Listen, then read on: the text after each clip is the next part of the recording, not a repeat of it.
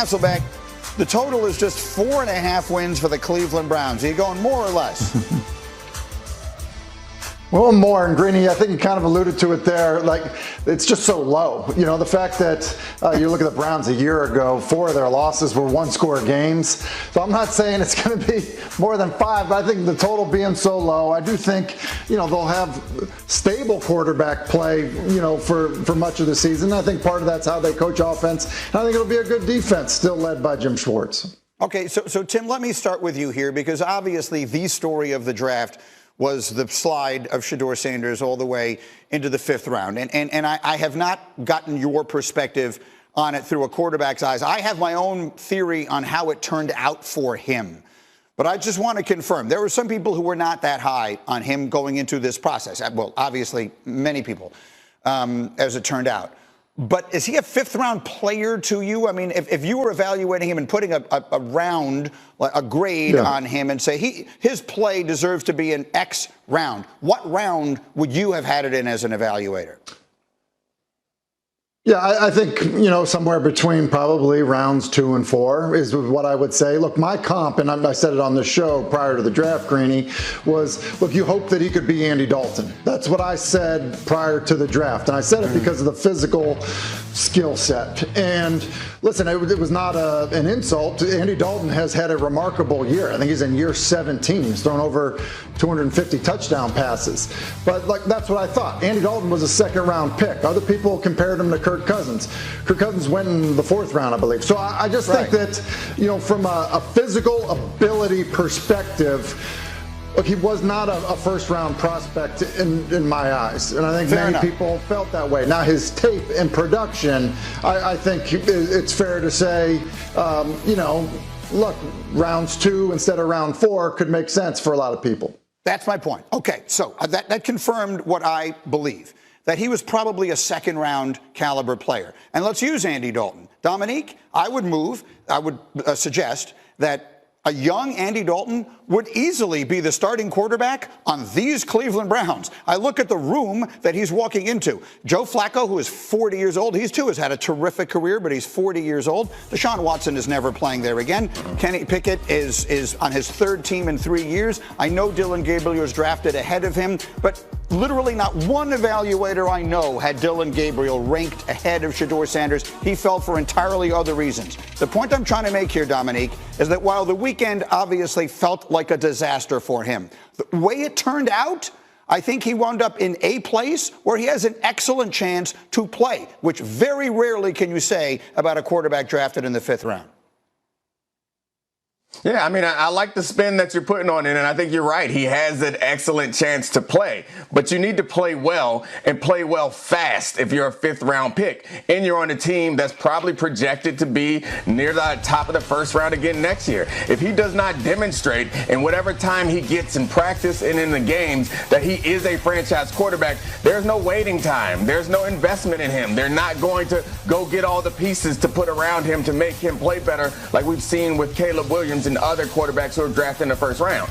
If he does not show that he is the franchise quarterback in this season at some point, they're drafting another quarterback in the 1st round next year. So I think you're right. He has a good chance of getting on the field, but he does not have a long leash or a lot of time to prove that he's the quarterback for this team for years to come. I guess that's true based on the place that he was drafted. But if he had been drafted in the 2nd round, we'd be talking about him right now as the starting quarterback of this team. And he's the same guy, right? He didn't play a football game over the last 3 months. He wasn't drafted in the 2nd round. No, I understand that. That's the thing. It's like, be legendary. Don't think he's their starter this year? I don't know if he makes the team this year. I don't know if we could say that. He's the 5th-round pick who is the 4th quarterback on the depth chart right now. And the same insular world that told him to be legendary and you're a 1st-round pick and don't be a combine, workout guy and don't do the Senior Bowl and don't do it. I would hope someone is like, all right, let's reset this and say it's going to be a little different right now. The path has changed, and everyone's assuming that that their light has gone off and he's going to just come in and just be like, all right, I'm going to be a backup, be seen, not heard. I want to do everything I can to make this team. We don't know that. Well, so I think it's, yes, his ability. That's what's all along. It's what's reality, and if he gets to Browns camp and isn't willing to be the first one in, the last one out, and isn't willing to prepare the others like Dillon Gabriel will, We don't even know if he's going to make it for week 1. Tim, I have a moment left. Go ahead, finish it up. What is your expectation? Yeah, well, Peter's exactly right. It's not a lock that he makes the roster, out of camp. Look at 5th round, picks. They don't always make the team right out of camp.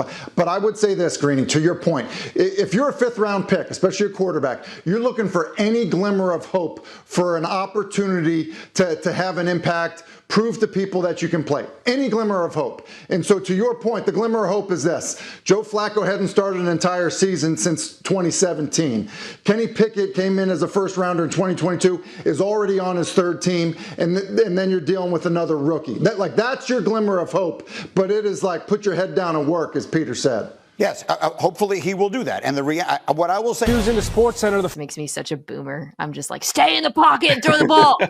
Okay. So really quickly with the Browns, because I don't even know how to approach this conversation because it's the most insane quarterback room of all time. The way I thought, though, I wanted to talk to you about it was, again, the situation, and then this is how I wanted to position it. Dillon Gabriel versus Shedeur Sanders. Mm-hmm. Who's a better fit for this offense? Because unlike these other teams, certainly the Kellen Moore aspect of it, we know what a Kevin Stefanski offense looks like. We know what he wants it to look like. So I think there's actually, you can have like an interesting discussion about who is a better fit. But first we should talk about the situation really quickly. This receiving group. Judy, Tillman, Rash. Yes. They drafted Harold Fannin Jr., who joins Dave Njoku. They drafted 2 running backs, Quinshon Judkins and Dylan Sampson, both of whom I like. Offensive line is DeJuan Jones, Bitonio, Posich, Teller, Conklin. They assigned Kevin Jenkins. This is not a good offense, man. And I think that's also why they didn't draft a quarterback high. Yeah. Because who's gonna succeed with this? They also could have a receiver. Did you really have to take 2 running backs? Could have drafted an offensive lineman. I don't understand their draft, whatever. I think taking this to your running backs is a signal of we will run the ball 40 times a game, whether it's working or not, because we have to. That will be their identity. I wrote this is almost like kind of the Niners in 20. I was trying to come up with the years. Definitely pre-CMC Niners. I think they're going for, let's just get some big bodies on the field, add to running backs and tight ends. It's going to be a wide zone run game. Although Sampson is, it's a different, maybe, I don't know. Maybe they're going to mix it up. Play action off of that. Yeah, I wouldn't feel great about any of these quarterbacks slotting in here, to be honest. I will say, if Gabriel is playing, and I don't know if he will be, you almost have to do a bootleg heavy game plan for him so he can see. Because I was out there at the Elite 11 last summer before Gabriel's last year in college. And he was one of the counselors at Elite 11, and he was going through a throwing session. I thought he was one of the high school kids. I was like, man, this kid's